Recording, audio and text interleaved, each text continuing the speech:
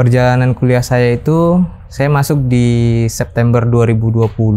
Itu adalah masa-masa di mana pandemi masih sangat-sangat tinggi ya. Saya terinspirasi dari Presiden ketiga Republik Indonesia, itu Bapak B.J. Habibie, karena beliau pernah mengatakan, jadilah mata air yang jernih yang bisa memberikan manfaat bagi banyak orang. Dimanapun kita berada, apapun kondisinya, kita tetap harus bekerja keras, berusaha sekeras mungkin untuk mencapai manusia yang unggul. 1, 2, 3, 4. Assalamualaikum warahmatullahi wabarakatuh. Halo teman-teman, perkenalkan nama saya Muhammad Fadlan Hidayatullah. Saya biasa dipanggil Fadlan. Saya berasal dari Fakultas Ilmu Komunikasi Universitas Islam Riau. Alhamdulillah, saya terpilih menjadi pemuncak universitas pada wisuda periode 3 tahun 2024 ini.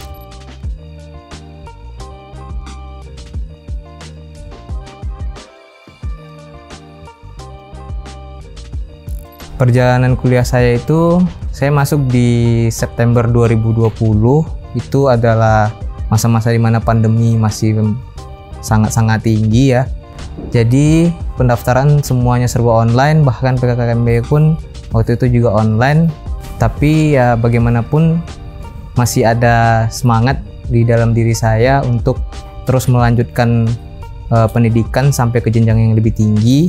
Dan saya mengambil Fakultas Ilmu Komunikasi karena bagi saya ada ketertarikan dalam dunia bermedia ya, terutama di media sosial, editing video dan gambar, sehingga pada saat itu memilih-milih jurusan-jurusan apa ya kira-kira yang menarik, dan terlihatlah di Fakultas Ilmu Komunikasi pada waktu itu. Dan akhirnya saya karena melihat komunikasi itu ada di mana aja sih di Riau ini, ternyata setelah mencari-cari akhirnya memilih di UIR.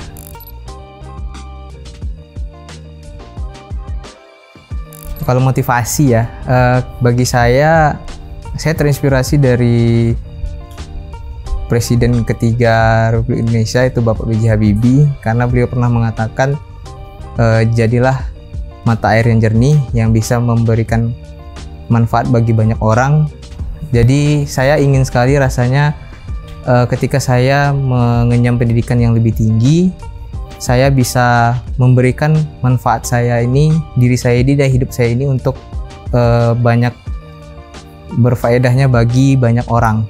Terus juga saya memiliki moto yang mana kan kita bisa lihat ya betapa banyaknya para teman-teman yang down ketika mereka tidak masuk ke negeri, sehingga kayak patah semangat gitu untuk tidak berkuliah. Tapi bagi saya, jangan pernah tanyakan di mana aku berkuliah dan berkarya, tapi lihatlah bagaimana aku berproses agar aku bisa menjadi manusia yang unggul di masa depan. Sehingga dimanapun kita berada, apapun kondisinya, kita tetap harus bekerja keras, berusaha sekeras mungkin untuk mencapai manusia yang unggul.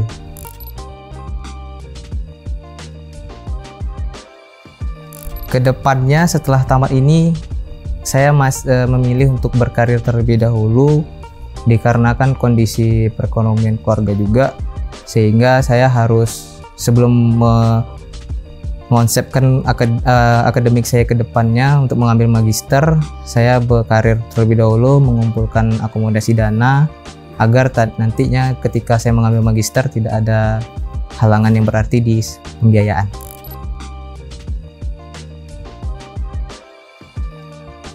Topik dari skripsi saya itu analisis sisi kuantitatif dalam analisis sisi kuantitatif komentar pada postingan Anies Baswedan di Instagram. Nah, jadi skripsi saya ini ingin melihat bagaimana brand image dari seorang Anies Baswedan, tingginya ragam komentar di postingan yang saya pilih dalam sebuah postingan Anies Baswedan tersebut, sehingga dari situ kita bisa melihat bagaimana komunikasi politik yang dihadirkan oleh seorang Anies Baswedan di media sosial yang akan merebut partisipan dari orang-orang di media sosial tersebut gitu. Karena melihat fenomena yang sedang terjadi pada waktu itu, sangat tinggi ya pertarungan antara para capres, sehingga saya memilih untuk menjadikan ini sebuah topik dalam penelitian saya yang sudah didiskusikan tentunya dengan dosen penasihat akademik dan pembimbing.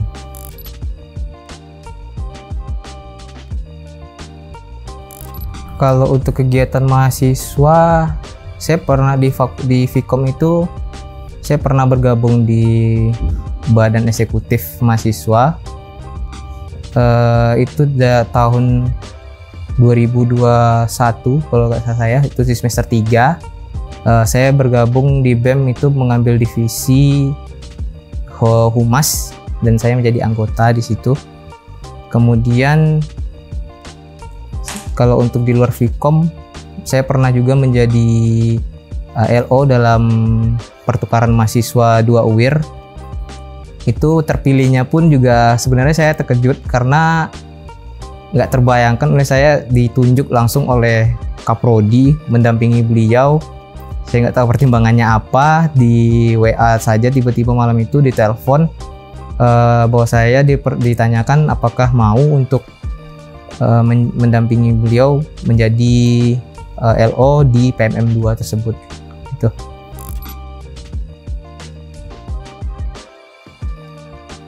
Oke, kalau dari saya sendiri dalam membagi waktu antara organisasi dan kegiatan-kegiatan yang lainnya itu lebih ke melihat situasi dan kondisinya. Apabila kegiatan itu masih bisa saya dapatkan izin untuk masuk berkuliah terlebih dahulu, saya akan masuk kuliah terlebih dahulu. Tapi kalau semisalnya tidak bisa dan itu sangat urgent, tenaga saya memang benar-benar dibutuhkan di situ, maka saya akan memilih yang lebih penting terlebih dahulu.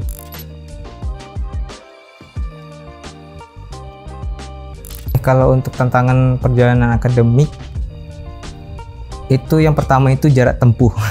Jarak tempuh dari rumah ke sini itu sekitar 30 sampai sejam kalau tidak ada macet, karena kondisi rumah yang bisa dibilang kalau orang Pekanbaru bilang itu dah Pekanbaru luar gitu kan, di daerah Rumbai.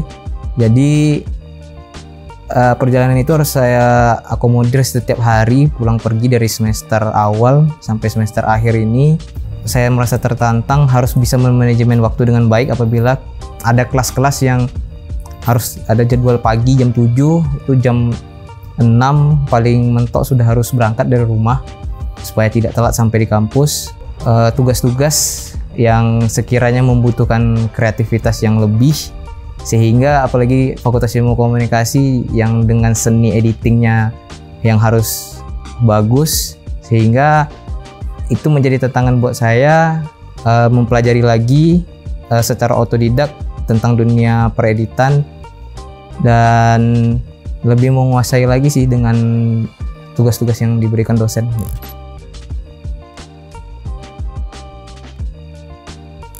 Kalau bersosial, alhamdulillahnya tidak terlalu yang membuat saya terlalu jadi tertekan, karena sebelum ini di sekolah pun saya juga pernah mengikuti organisasi OSIS dan pernah menjabat jadi ketua OSIS. Jadi bersosialisasi dengan teman-teman sudah menjadi hal yang cukup lumrah. Mengenal berbagai macam karakter, kita bisa menyesuaikan saja gitu.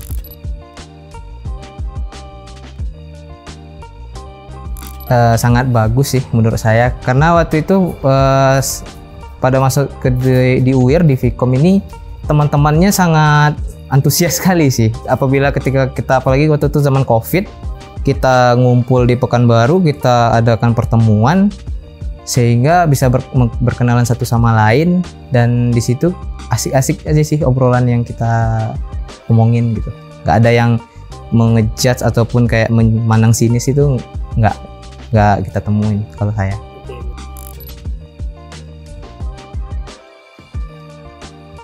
Kalau peranan dari orang tua, ayah dan ibu itu berpesan cuma satu, dimanapun nanti belajar ataupun berkarir, Kalau bisa jaga nama baik keluarga, jaga nama baik sendiri, dan bagaimanapun harus membanggakan kedua orang.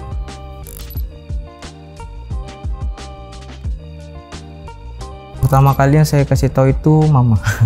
Ya. Via telepon atau langsung? Via telepon, karena waktu itu saya sedang sholat asar di Vkom, jadi masuk telepon dari orang biro. Beliau menyampaikan bahwasanya saya terpilih menjadi pemuncak universitas. Kalau untuk pemuncak fakultas itu awalnya dari teman sih, teman yang sangat antusias. Saya nggak tahu kenapa mereka sangat antusias itu melihat data-data siapa yang tertinggi IPK-nya, dan ada beberapa kandidat, yaitu termasuk salah satunya saya, tapi saya nggak nyangka bahwasanya yang terpilih itu adalah saya gitu. Ketika mendapat telepon tuh saya sujud syukur saja sih, karena alhamdulillah terpilih. Setelah itu langsung nelpon mama, mengatakan mama, alhamdulillah alhamdulillah Pak Lan terpilih menjadi pemuncak universitas.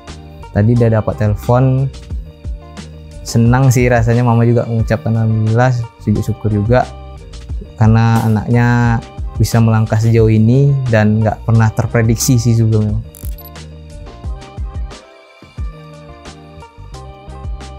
Apresiasi saya kepada kedua orang tua saya ingin mengucapkan terima kasih kepada Papa, Mama yang telah mendukung saya, mensupport saya, baik itu dari moral dan ekonomi, sehingga saya bisa berhasil sampai di titik ini, berhasil sampai sejauh ini, dan alhamdulillah bisa membanggakan nama kedua orang tua.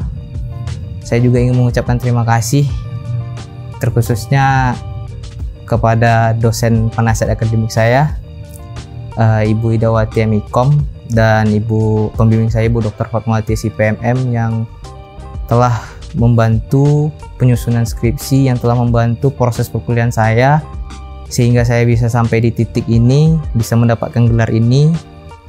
Dan terima kasih kepada Fakultas Ilmu Komunikasi yang telah membuat saya memberikan segala fasilitas-fasilitasnya sehingga saya bisa membanggakan nama fakultas juga sampai di detik ini.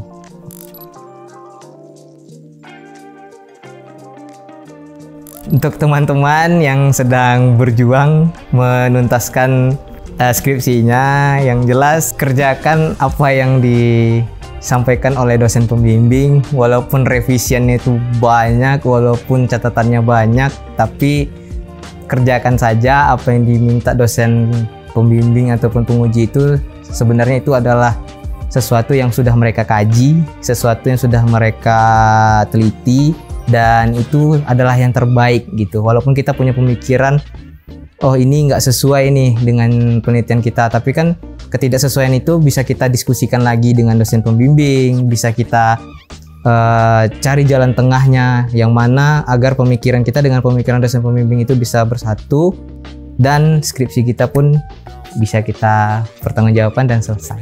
Oke, baik, saya Muhammad Fadlan Hidayatullah mengucapkan selamat kepada seluruh teman-teman wisuda periode 3 tahun 2024 yang telah berhasil menuntaskan masa studinya sampai di titik ini. Kita semua hebat, kita semua berprestasi karena kita semua sudah berhasil menjadi sarjana dari Universitas Islam Riau.